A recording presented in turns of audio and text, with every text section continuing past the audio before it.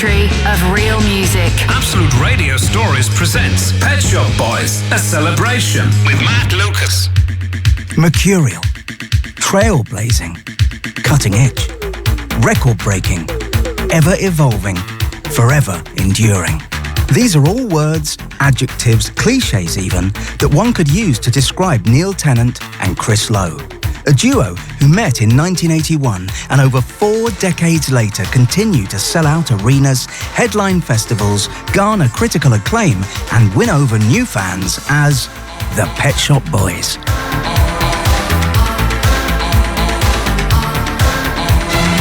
Over the next hour, we'll be hearing from fans of the band, artists who have been inspired by them, and musicians who have had the pleasure of working with the pair to pay tribute to the incredible mark that the Pet Shop Boys have left on British music and culture. We'll also be hearing from Neil Tennant and Chris Lowe themselves as they discuss their 40 years together. I'm Matt Lucas, and this is the Pet Shop Boys, a celebration on Absolute Radio.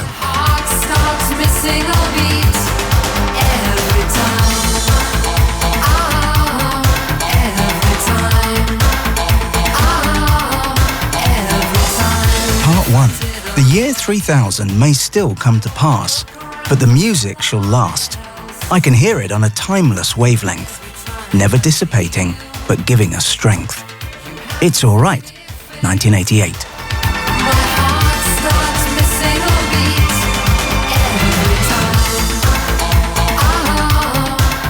My name is Skin from the rock band Skunk Anansie and also Absolute Radio host and presenter. I first heard the Pet Shop Boys very kind of early on, I would say, just because I was a dirty little raver. And the best clubs in those times were all the kind of crazy gay clubs. So I would sneak out at night and just go clubbing. And so when you kind of go clubbing, that's one of the bands that people are just starting to talk about a lot. I'm Peter Tatchell, human rights campaigner and director of the Peter Tatchell Foundation. I've been a fan of the Pet Shop Boys for 40 years. I love their music, and I've known Neil Tennant for much of that time as a personal friend and as a supporter of the work of my foundation. I think I first heard the Pet Shop Boys in 1984 with the release of their hit single, West End Girls. I heard it in Heaven nightclub in London, and it just got people dancing. It was a floor filler. The very first song I remember, West End Girls, we just played that over and over and over again, because that's what we were doing, you know. It was things that we were doing, and that's why that song spoke to us so much. My name's Bernard Butler. My relationship to the Pet Shop Boys is I'm a fan, number one. I've also had the privilege of recording with them and got to know them on a few occasions, as well as going to see them. Sometimes you're better off dead. There's a gun in your hand that's pointing at your head. You think you're First time I heard that record, it felt like it was something that came from absolutely nowhere and was just everywhere. The song was instantly brilliant. Everyone loved it. in a West End town. In a West End town, a dead end world. The East End boys and West End girls. West End Girls doesn't sound like any other song. What is it? Is it rap? Is it a pop song? It's so catchy and it's cool and it's weird, but it's one of those songs that you listen to it today and it still has that same impact. It still sounds absolutely brilliant. Too many shadows, whispering voices, faces on posters, too many choices. If I'm a Londoner. At that time, going to the West End of London was about the biggest thrill you could find in London as a teenager, because there was nothing else to do, and I lived in a place just on the edge of London. The only good thing about it was that you had a train line that took 10 minutes to get to King's Cross. So you could just zip from this horrible suburban world going into town and Oxford Street and Tottenham Court Road and places like this and Soho. It was just exhilarating as a teenager. Let's hear from the Pet Shop Boys' Neil Tennant talking about West End Girls. Well, that song had an unusual genesis. It started off with the words. It started off as a rap. I was staying at my cousin's house and we'd watched a film on the television, like James Cagney, one of those gangster films. And this line came into my head, sometimes you're better off dead. There's a gun in your hand that's pointing at your head. And I was thinking of James Cagney. And then later on, I wrote it into sort of rap. And this was the era of Grandmaster Flash in particular, the message. And I sort of recited it to Chris, and we wrote some music. And then a while later, we wrote a very beautiful instrumental. And when I got home, I realised I could do the rap thing, but I realised you could sing the West End Girls bit when the chords changed. And this was the first track we ever recorded properly. We met this American producer, Bobby Orlando, and we went to New York. And he said, "Oh, can you start playing?" And we started playing this instrumental because we'd just written it. And I said to Chris, "Oh, you know, that rap fits with this." And we recorded the instrumental, and then Bobby said, "Okay, let's do the vocal." And so on the first version of the record, the vocal is the first time I ever sang it. And everyone in the studio in New York really, really liked it. But when we got back to London, I never played it to friends because I was embarrassed that I was rapping. And then finally a friend heard it because he made a cassette copy of the songs for us. And he said, "God, the rapping one's great." And then it was released the following year as a one-off single. And it was a huge flop. So, well, we had to, of course, we remade it for the hit version with a producer called Stephen Hague. Yeah, you know, it's a one-off. I think at the time the record company thought we were going to be one-hit wonders, because how do you make another record like West End Girls? So you don't. You do something totally different. And you never get sick of it. It's got such a strong mood that you can still kind of feel. I've never got bored of having to sing it. My name's Tim Burgess, and I'm a fan of the Pet Shop Boys. I first heard them when they first came out, so West End Girls was the first track that I heard on the radio and saw on the television, and I just thought that they were fantastic. I thought that the melodies were great, and it was minimal fuss but brand new sounding pop music. I really liked them because they were this kind of dark, sardonic take on what was happening around them. Maybe I didn't treat you quite as good as I should. The songs really spoke to me because it was really the atmosphere of London at the time. You know, there was this underbelly, this underculture of coolness, but it was also quite dark. Visually, they seem to relate with videos, etc., a lot about the city and lights and culture. They seem to be the two characters who are walking from club to gallery to street to disco and just observing what was going on. As a teenager around London at that time, I would be doing the same thing, walking from place to place, thinking, what is this? What is this world? What is going on? Why is everyone rushing everywhere? You know, it's very much that feeling of being a teenager. If I made you feel second best, I'm so sorry I was blind. You were always on my mind. I like the way in which they often take classic songs and do cover versions which have their own unique, often very uplifting, energizing, hopeful, inspiring take. Here's Tim Rice-Oxley from the band Keane. The first thing I heard by the Pet Shop Boys was Always on My Mind when it was on Now 11. And a friend of mine played it to me and I absolutely loved it. I had to listen to it over and over again. Just the energy of it that first appealed to me. And it's that sort of driving, propulsive, exciting thing that they did so well on so many of those tracks, and they still do.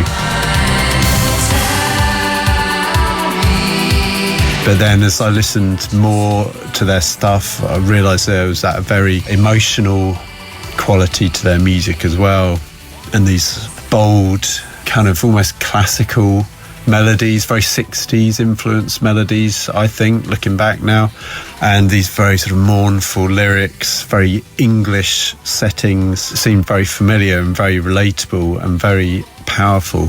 So I loved that energy combined with the emotion, and I still love it today.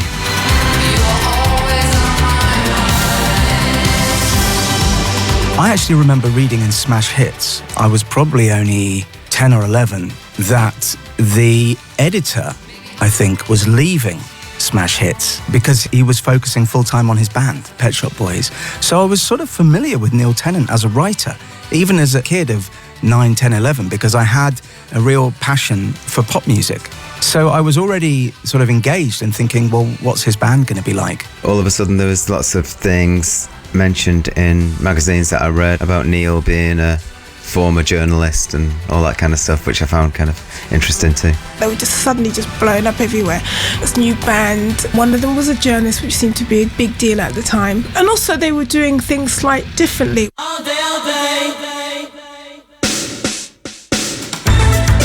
It was like completely electronic. And it was around at that time that started to come out. You know, a lot of bands were swapping over, getting out of the punk thing and getting into a more electronic sound, which was very fresh and very new at the time and just something completely different. The music, the rhythm, the style and everything was captivating. It goes from the song that there's a very defined character of Neil's delivery and his words. Obviously, there's a very defined character of who they are, Neil and Chris, visually. Chris would stand there and look like he was hardly touching a keyboard and say nothing. It was just beautifully thought out and really clever. It's really intriguing, really enigmatic. It made you reach in and say, what's going on? I just really liked the concept of it being a two-piece. I really liked the way that they were. There was like a quiet one and someone who spoke, and you know, less is more.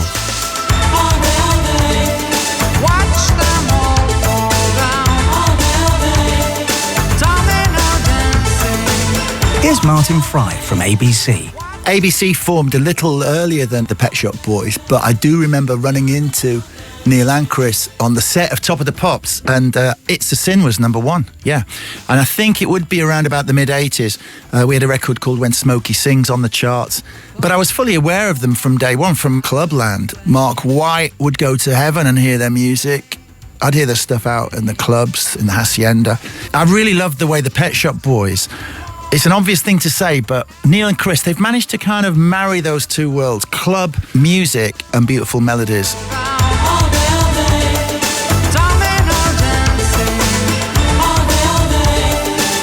All great music and all great art is defined by character and personality, and it's defined by why it's different. When you look around, you wonder, do you play to win, or are you just a bad loser? And often it's not different from anything that's happened before, it just happens to be different in its own world where it exists. And Pet Shop Boys were very different in the world that was inhabited at the time, particularly when West End Girls came out. There was nothing really like it. So obviously you can talk about Neil Tennant's delivery. He doesn't use much vibrato in his voice. He's not trying to technically try and what can we say? It wasn't Luther Vandross at that time, you know, and nobody else sounds like him, and there's no better place to be as a singer. As a vocalist, you can try as hard as you like and do as many vocal lessons and learn your craft and all those kind of things to try and do things as you're supposed to do them, but there's no greater thing than just sounding like nobody else apart from you.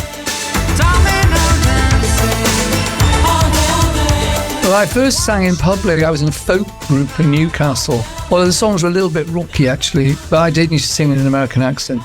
When I first performed the West End Girls rap, I did it in an American accent.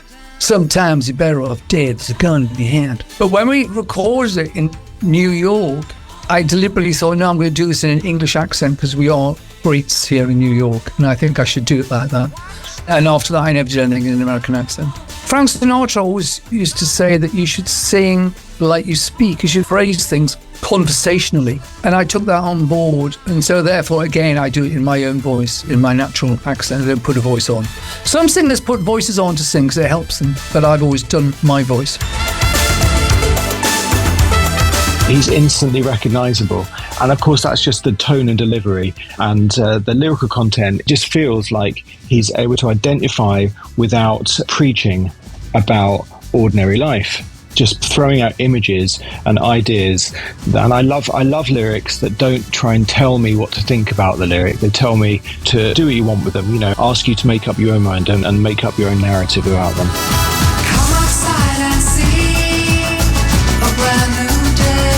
Pop is considered to be a basic form of music.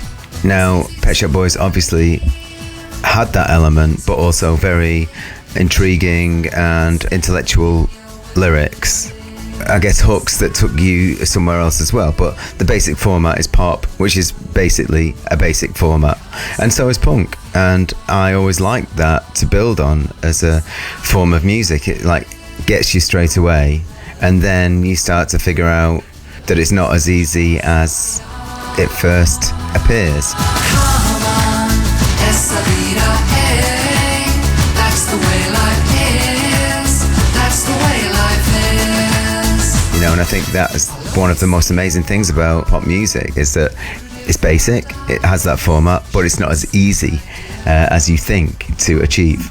I would absolutely apply those. I mean, when you hear a song like Being Boring or West End Girls or Say Avida, That's the Way Love Is. I mean, these songs are just like so instantly appealing, but yet you end up listening to them hundreds and hundreds and hundreds of times and they never get boring.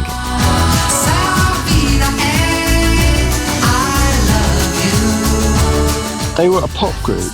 Like, everything they did just seemed to be, you know, hugely successful instantly. They just seemed to be straight, which wasn't like the groups I was listening to at the time. It was something about it. They just weren't so in the mainstream. Pet Shop Boys were instantly in the mainstream. But of course, their music was incredibly intelligent and potent lyrically. It connected across the board to the wider public in a way that lots of the other music I was listening to didn't. They seemed to instantly playing huge shows and doing big awards and things, you know. It was that kind of pop crew. They were so huge instantly.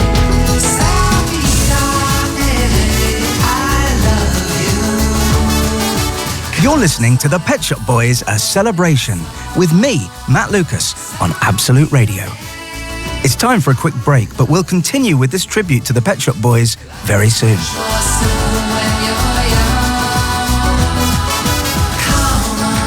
Pet Shop Boys, A Celebration. Absolute Radio Stories, the real history of real music. Absolute Radio Stories. Absolute Radio Stories. Absolute Radio Stories presents Pet Shop Boys, A Celebration. Welcome back to the Pet Shop Boys, A Celebration, with me, Matt Lucas, on Absolute Radio. This is part 2. I believe we can change. We can make it more than a dream. And I believe we can change. It's not as strange as it might seem. More Than a Dream, 2009. Before the break, we heard from a host of well-known Pet Shop Boys fans who told us how the duo caught their attention and why they appealed to them all those years ago. Lost in the high street, where the dogs run, roaming suburban boys. Neil Tennant and Chris Lowe famously met in a hi-fi shop on the King's Road in Chelsea back in 1981. But what do they remember of this chance encounter? You remember Chris was chatty. Hard to believe, isn't it? The guy in the shop wasn't behind the counter because he was welding my lead for me. And you could smell the welding in the shop. I was very proud of that. I bought a synthesizer. This was the future of music, remember, in 1981. And I knew nothing about it. And I discovered that Chris was a keyboard player, as well as being a trombone player. And we met up several days later, because we lived around the corner from each other, which is probably why we were also in the same shop. That was when we went back to my flat and started figuring out the synthesizer. Now I had a guitar. Neil played me a few of his early demos. I thought they were quite good, actually. There was always a good bit in them, a sort of clever bit. So I thought, he's obviously got a bit of talent. A bit of talent. Bit of talent. He needs a good keyboard player.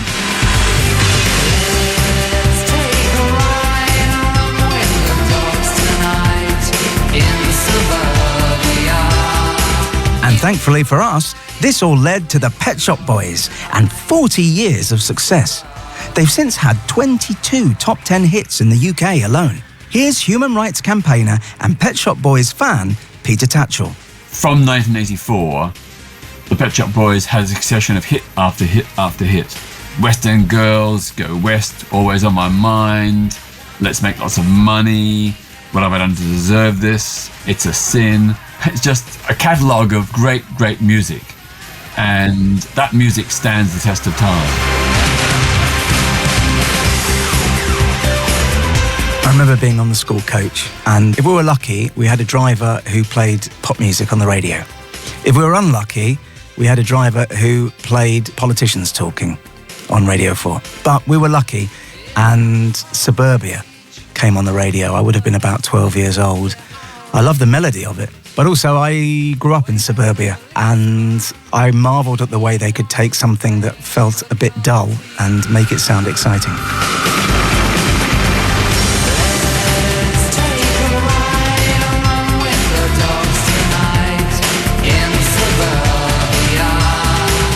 This is ABC's Martin Fry. I think one of the reasons they're durable is the lyrics, definitely, from, Left to My Own Devices, Rent. Everybody has a favourite Pet Shop Boys song, and it's in the lyric. It's a cliche to say this, but it's a soundtrack to people's lives. And I think that's why people love to go and see them in arenas and stadiums today in 2024. You dress me up, I'm your puppet. You buy me things, I love it. This is musician Bernard Butler. In the 80s, there was a real movement of alternative music that seemed to sort of love its own underground status, its cult status. As a kid, this frustrated me. I felt like groups like the Smiths, they were writing beautiful, euphoric pop music that should be everywhere. And I was like, why am I having to listen to dreadful music on the radio when the music I want to play was just in this snobbish little world? It's very much how it was. And so I always wanted to make pop music that connected to people. And so Pet Shop Boys did that. They took intelligent ideas of culture and of everything around them and brought them into the spotlight for the mainstream. I also love Rent. I love the lyrics. There's a melancholy about that song. I've never really heard the things talked about in Rent talked about in a song before. Not that way.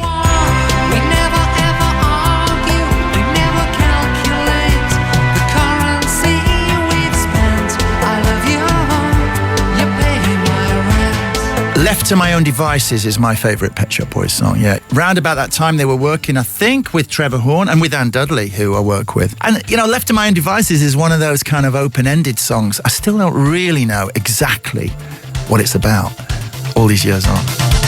I get out of bed at 10:30, phone up a friend who's a party animal. As a young person, doing my 10,000 hours as a teenager where you absorb everything, what I really was fascinated by was the arrangements and the structures, the way they were layered and the way songs built during their journey. And I really loved the arrangements, so the ambition of the arrangements. Left to my own devices, I probably would. Left to My Own Devices, I guess, is the most obvious one, where it was just instantly fascinating.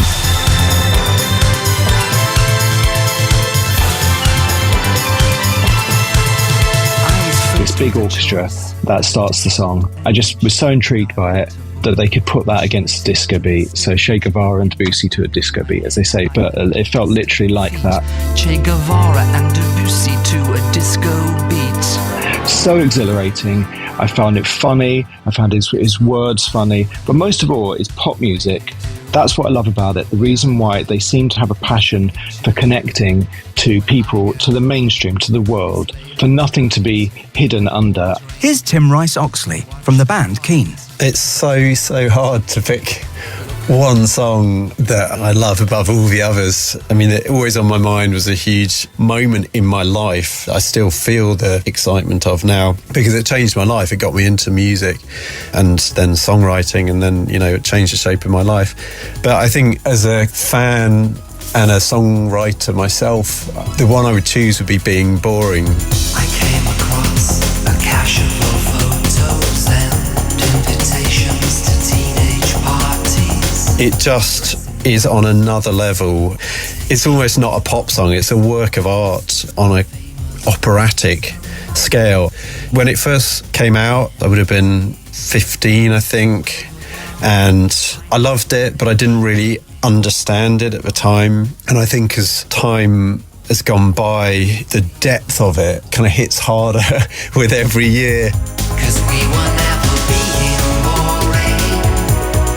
We had too much time to find for ourselves. The imagery, the massive sense of time passing, the massive sense of loss, and the frantic joy of being young, and the glamour and the hope and the dreams and the beauty and the innocence, and then set in the context of time passing and aging and those things slipping away and how you feel differently as the decades pass by. I mean, it's a lot to encompass in one pop song, and it's an absolute piece of genius for the ages. I would never find myself feeling bored, 'cause we were never being boring. Then you have these one-word album titles were always just so distinct, and the visuals of the artwork, the way they presented themselves, the sleeves and the videos, but just this entire world that seemed to go together, and it was like nobody else, and it felt like only the Pet Shop Boys can call their album Please and the next album Actually. It was just such a clever, simple idea, and it just felt like it was intriguing what the next episode would be like. In spite of dreams, you'd be sitting somewhere here with me. My human rights work is very intense and often very stressful. I'm sometimes dealing with life and death situations.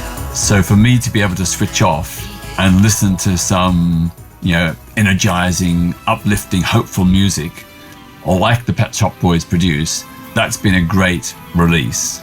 And there's been many a time when I've been very highly stressed and needed to chill out, and that's when I've gone and listened to Pet Shop Boys music. I think my favorite is probably Go West, a cover version, but full of energy, uplifting, hopeful. The lyrics are all about, searching out and going for a better life. Together, we will go our way. Together, we will leave someday. And of course, it was originally written for the Village People, and Go West was to go to San Francisco. This was the 1970s, when San Francisco was a gay mecca and utopia for gay people, where there was much greater freedom and opportunity than in many other places.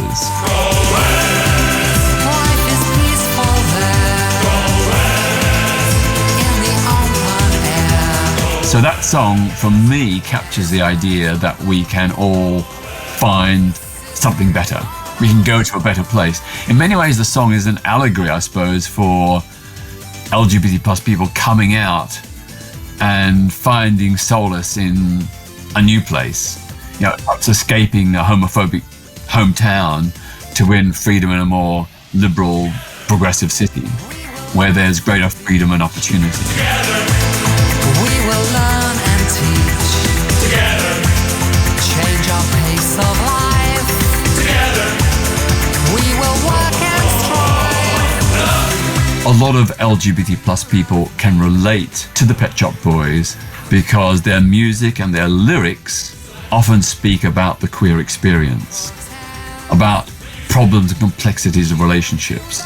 So you take songs like Always on My Mind, What Have I Done to Deserve This, and It's a Sin. Those songs and many others talk about issues like regrets in relationships, longing to fix them, dysfunctional relationships, and not having the strength to walk away, and being made to feel that being LGBT plus is sinful and shameful. We can all, as LGBT plus people, relate to that. As Peter Tatchell just said, and as demonstrated by the song Go West and many others, the music of the Pet Shop Boys has been so important to the LGBTQ+ community. This is Skin from the rock band Skunk Anansie. I think they're still relevant now because they spoke about gay culture in a way that we understood. They managed to speak about all these things in a way that was secret and commercial, and really the root of it was just excellent songwriting. When I look back upon my life, it's always with a sense of shame. So it was all the messages, and we kind of got the double meaning of some of the songs as well, because it was about our gay culture and our life and our friends. And I think it's only now that a lot of people are kind of harking back to that and realising what they were talking about, what It's a Sin was really about. It's a sin.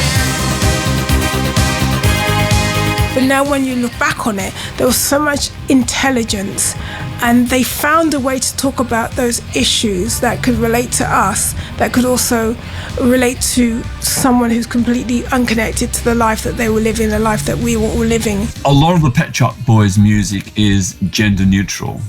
It doesn't specify male or female, so it's open to both LGBT plus and straight people to identify with and embrace.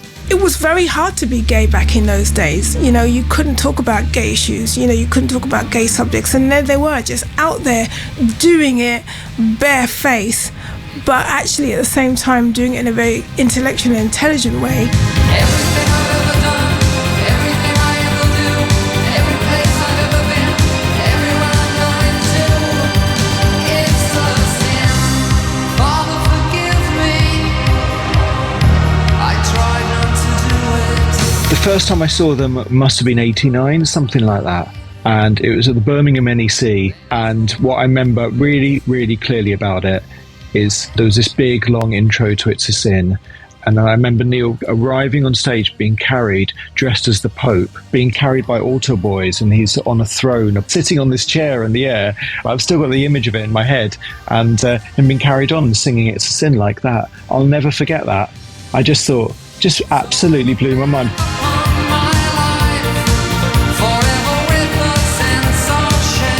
As a Catholic boy as well, it was just hugely impressive for somebody to write an incredible pop song, and It's Sin was a huge, huge hit that was absolutely scathing about the Catholic Church. I came from a very, very strict Catholic background, which made me completely cynical towards the whole thing. It gave me the freedom, it made me feel okay about questioning it. Things that other artists might talk about, issues like that, but in a very sort of dramatic and preachy way, which is sort of missing the point, and Neil is quietly devastating.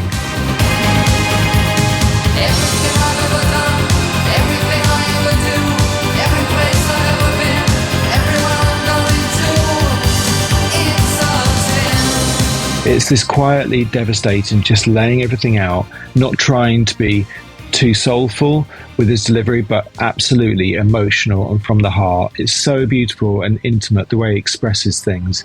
I love the way he expresses words very clearly and very articulately and very deliberately without having to shout at you. So yeah, it was a great way of connecting with me, yeah. Neil Tennant, in the early days, never confirmed or denied that he was gay. He didn't finally come out to 1994, but that was still a very important coming out because he was a big star. And so he gave young LGBT plus people a gay icon to look up to, and he also helped break down the music industry closet. You always want another. It was a long time, if I remember rightly, before Neil came out and talked about his sexuality, but it seemed like something that was known about them, and they were very vocal in support of gay rights, and it was obviously a big part of their music. But I remember being kind of mocked at school for listening to the Pet Shop Boys and listening to a gay band, you know, which seems unbelievable now. I bought you drinks, I brought you flowers, I read your books and talked for hours. Every day so many drinks, such pretty flowers. So tell me, what have I done to deserve this? But I think that they brought a huge amount to British music in that respect as well. And, you know, in a way that's probably the most important thing of all, because they were such leaders in that respect. And I think they've been so inspirational and iconic in that respect to other artists that have come after them. Here's the Charlatans frontman, Tim Burgess. I would say that they're very English, and I think that they, you know, on many levels are proud of that, and I think that they have moved mountains in the subculture. I think they've played the game, and I think they've perverted us all in many ways, and I think that they probably laugh at a lot of the things that they've done because we've all fell for it. Everything that they've done has been fun, direct, pompous and silly, you know, and it's hard to pull all that off. It's impossible, you know.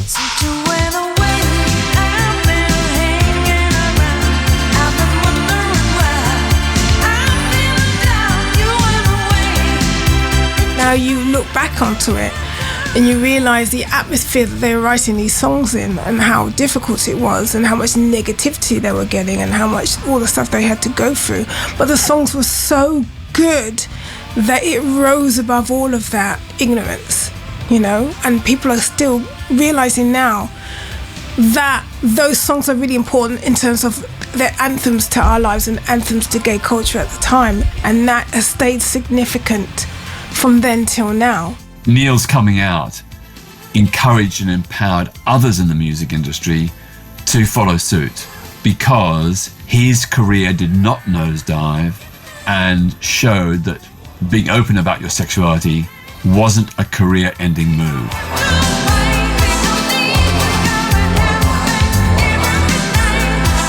It's time for another break, but in the final part of the Pet Shop Boys, A Celebration, we'll hear what it's like to work with the duo and talk further about the legacy of the band. Pet Shop Boys, A Celebration with Matt Lucas. Absolute Radio Stories, the real history of real music. Hear more Absolute Radio Stories on the free Rayo app, available now in your app store. Absolute Radio Stories. Absolute Radio Stories. Absolute Radio Stories presents Pet Shop Boys, A Celebration. Must I, Neil Tennant, spend the rest of my days in this pet shop? I'm Matt Lucas, and this is the Pet Shop Boys, A Celebration on Absolute Radio. Hit it, Chris. We have become Pet Shop Boys. This is part 3. I don't like much, really, do I? But what I do like, I love passionately. Paninaro, 1986.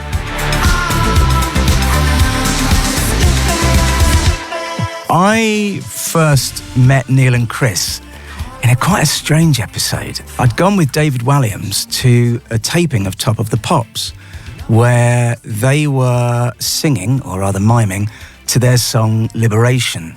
And this must have been 1993 or 1994. The crowd at Top of the Pops were a bunch of very cool-looking teenagers, and me and David dressed quite strangely. David knew every word, and we just caught their eye, and we spoke to them afterwards. Then one day, actually not that long after that, I was in a place called the Groucho Club in London with Vic Reeves and Bob Mortimer, who I was working with at the time. And I got talking to Chris about Arsenal, mainly, and we spent an evening talking about football.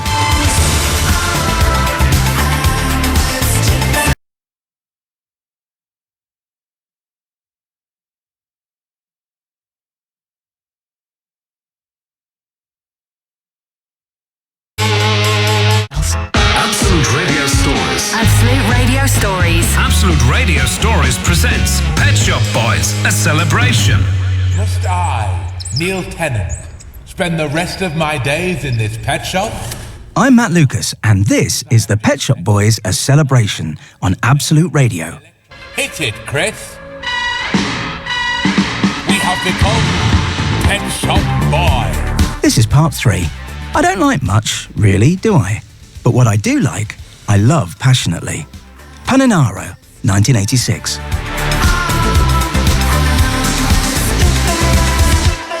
I first met Neil and Chris in quite a strange episode. I'd gone with David Walliams to a taping of Top of the Pops, where they were singing, or rather miming, to their song Liberation.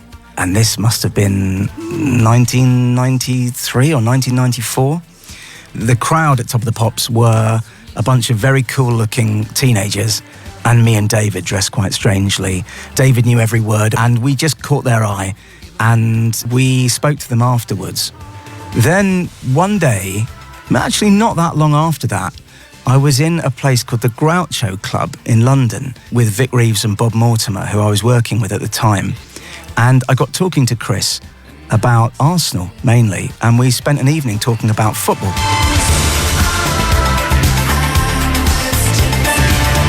From that, we became friends, and we were very, very flattered and excited when Neil and Chris asked us to be in the video for I'm With Stupid.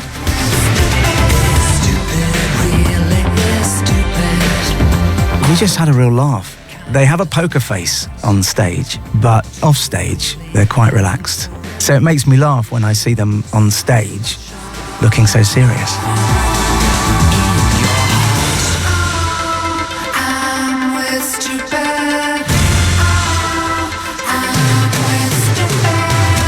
Bernard Butler recorded the song Burning the Heather with Neil Tennant and Chris Lowe in 2019. I'd met Neil and Chris before a few times, and this is the first time I'd actually recorded with them.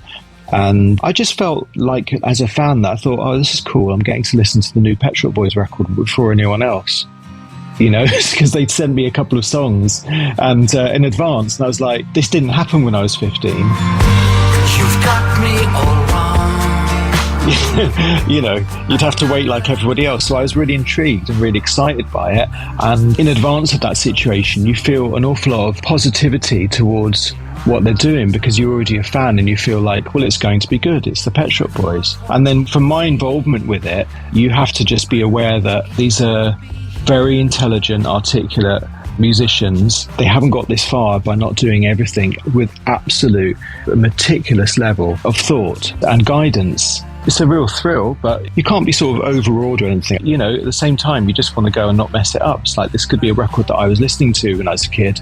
You know, don't just go and do something stupid, you know, just be good, do your thing. Autumn is here, and they're burning the heather. It's a joy that the musicians who you really love also have come to respect you enough to invite you to be part of what they do. Obviously, it's a complete joy, but everything that I love about music is about being thrown into as many situations as possible throughout my life where they're different. And I feel with the Pet Shop Boys, when I look at people they've collaborated, for example, Dusty Springfield, or things that they've moved their way through, I just feel like, wow, another beautiful idea and another brilliant idea, and challenging themselves all the time. So when you're thrown into that, you just feel like, in the same way, like this is what it's supposed to be like, you know, being a musician. I set out in the dark, waking from a nightmare, hoping I could find the middle of nowhere. I'm a stranger in this town. When we were recording that track, it was just really good fun. Neil's very, very astute, and I think Chris was asleep for most of the time and on the sofa and playing the role of being Chris Lowe like no one else, until he heard something he didn't like and then said, don't do that. It was a real joy, and it's pretty cool to be on a Pet Shop Boys record. You've got me all wrong. For more than 40 years, the Pet Shop Boys have been inspiring artists, just like the Charlatans' Tim Burgess. I actually bought Behaviour, and before that I think I was just a fan of the singles, but Behaviour was an album. It was quite interesting. It's a very beautifully packaged album. Johnny Marr played on it. I'm pretty sure that already Neil had sang on a record called Getting Away With It by Electronic. I love you more than you love me. I hate So that kind of sealed lots of deals for me, that they were all friends. Pet Shop Boys, Johnny, Bernard, and I kind of just like that whole thing. And I have to give props to Neil's voice, really. And a song by Electronic, Disappointed, is a song that I played through some of my toughest times for me emotionally. I've played that song about 1,000 times. That's pretty much because I love Neil's voice so much. this time I've got someone who won't leave me feeling disappointed once more. Disillusions, oh come on. I really resonated with a song called Opportunities. I've got the brains, you've got the looks, makes me lots of money. So much so that I used the title for one of the Charlatans songs in 1990.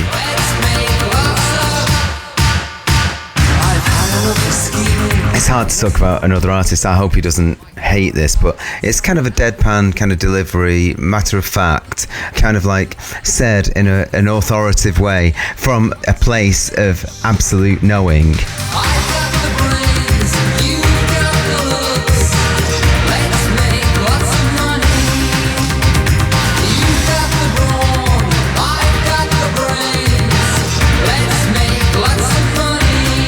And that is something that I always felt was achievable for me, and also I like that state that it puts me in when I kind of think about Neil when I'm singing. Choose the perfect time if you've got the inclination. action, I have got the crime. Keane's Tim Rice-Oxley is another musician who credits the Pet Shop Boys with inspiring his music. I'd say Keane have been massively influenced by the Pet Shop Boys. I think you can really hear it on songs like Everybody's Changing.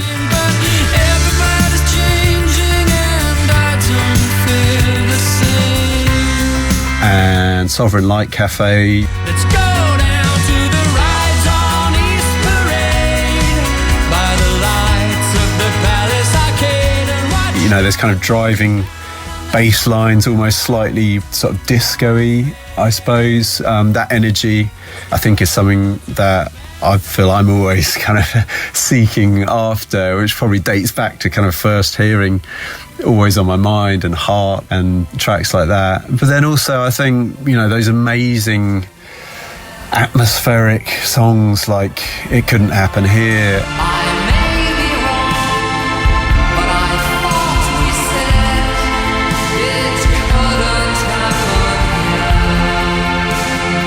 You know, had a real impact on me emotionally, and I think that's something we're always striving for as well. And you can hear it in, I don't know, On a Day Like Today.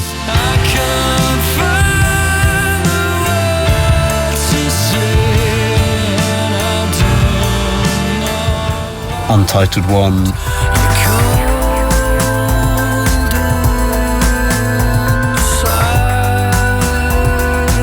Probably a whole load of our songs that have been influenced, you know, musically in that way, and then also lyrically, you know, the very sort of English, small town, everyday characters and experiences that I think have had a huge influence on my writing and on our music.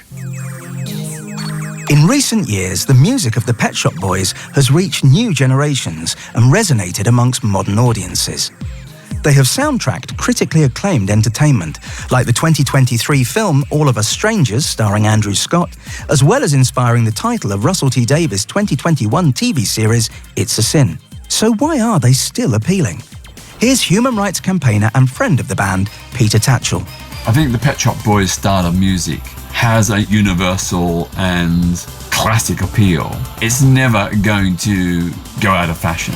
It's a style of music that speaks to generation after generation. And that is why they've had 4 decades of success, which is pretty extraordinary. I think they've sold over 50 million records. That's an astonishing achievement. This is Skin from the band Skunk Anansie. They're just great songs at the end of the day, but underneath it all, there's like layers to it, which makes it sustain the decades. They're not just silly throwaway pop songs. They have relevance. They have meaning to every generation that's gone since. They are messages, and they're topics about what life is like and what life used to be like.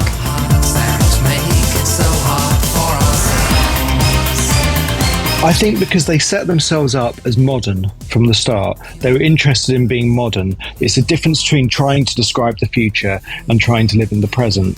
And I felt that they would always try and reflect the modernity that was in contemporary life. And lots of people, when they try and be what you'd call modern, you know, you're always going to fail if you try and be or look like or sound like the future, you know. But they've always tried to be modern within the context of where they are. Nothing they do sounds dated. You know, you hear dreadful 80s records that sound horrible now and think, oh God, why do people do that? But it just doesn't sound dated at all. So it's kind of incredible, really. So I put it down to that. They've always just had a focus on living in the world they are. They just seem to drift around the modern world, the present day, describing what's happening without trying to shove it down your throat.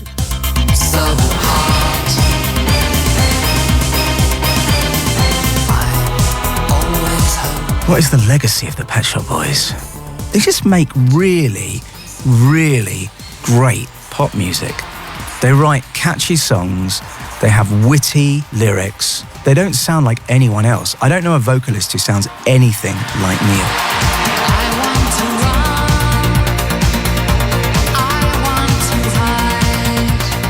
gosh, those songs are just as relevant now as they used to be, because we're still dealing with the same levels of ignorance, and we're still dealing with huge levels of homophobia. And I think that's why they're so relevant, because the messages are still the same. So bands that are fighting that, and bands that are trying to move gay culture on and trying to help us be accepted. But on from that, the root of it is the songs are just amazing. Well written, well crafted, great melodies, great choruses, very, very singable, with a lot of depth.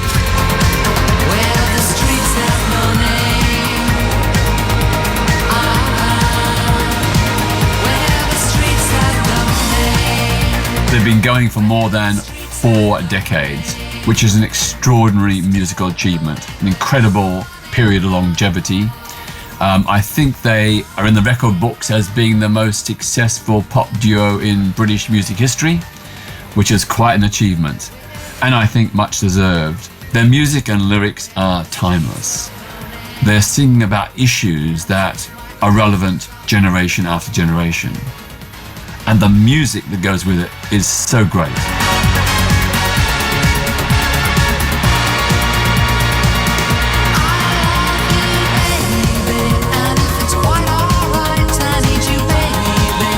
Here's ABC's Martin Fry.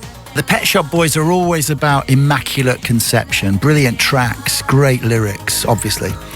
Neil and Chris seem to have a fantastic relationship which has stood the test of time. I don't know what it's like to be a Pet Shop Boy, but the impression you get as a fan is that there's some good chemistry there, and I think that is reflected in every record they've made, from West End Girls day one onwards, Bobby O Productions, to the present day. The Pet Shop Boys have created their own like genre, really. They really did represent dance music.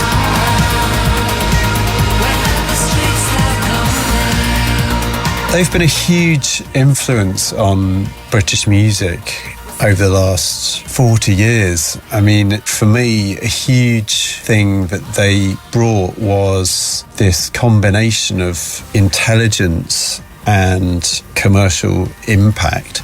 To me, that seemed like a very rare thing, to be so subtle, so nuanced, so literary, so articulate and original, but all in the context of these songs that you were hearing on the charts and on the radio, and they were everywhere and everyone loved them, and they were having these huge hits. So for me, as a teenager, at that moment in time, that was a massive influence, and I think it's something that really changed the way that people felt they were able to write songs at the time. So I think that was a massive thing. What they have is a bunch of amazing songs, and as soon as you hear them, you know they're by the Pet Shop Boys. They're unmistakable. And that's all you really want, I think, as an artist, is to create something that people know immediately is yours. They open the door for people to have a platform to say things that aren't incredibly banal, to be intelligent and to be emotional at the same time, but always knowing that you're reaching the mainstream and you have the possibility. It's as simple as that, being able to be intelligent and articulate and be excited by the culture of the world we live in and put it in front of people, not feeling that commerciality equals banality.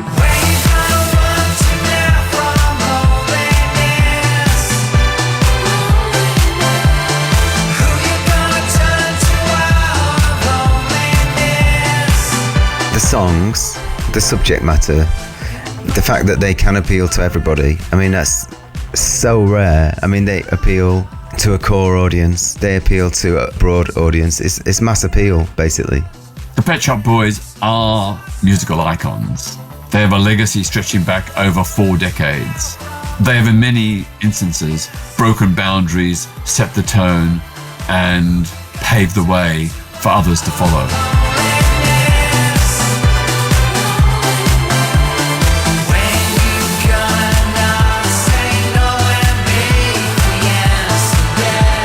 Here are the Pet Shop Boys, Neil Tennant and Chris Lowe, one final time.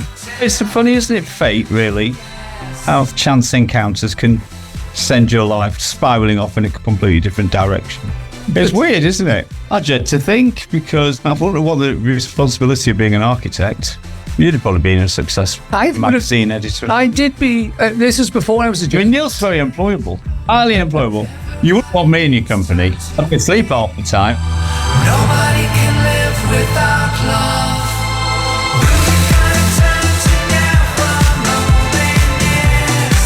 Not long after that, I got the job at Smash Hits. I was a book editor, you know. I don't know, I'd probably gone and worked for Q magazine, and I think I'd probably be a freelance journalist. I don't know, who knows? Something else might have happened. I mean, if we hadn't gone into the electrical shop on the King's Road, we wouldn't be sitting here now. I'm Matt Lucas, and this has been the Pet Shop Boys, a celebration on Absolute Radio. I'll leave you with a fitting quote from the band's 2009 song, Legacy. That's it. The end. But you'll get over it, my friend. Thanks for listening.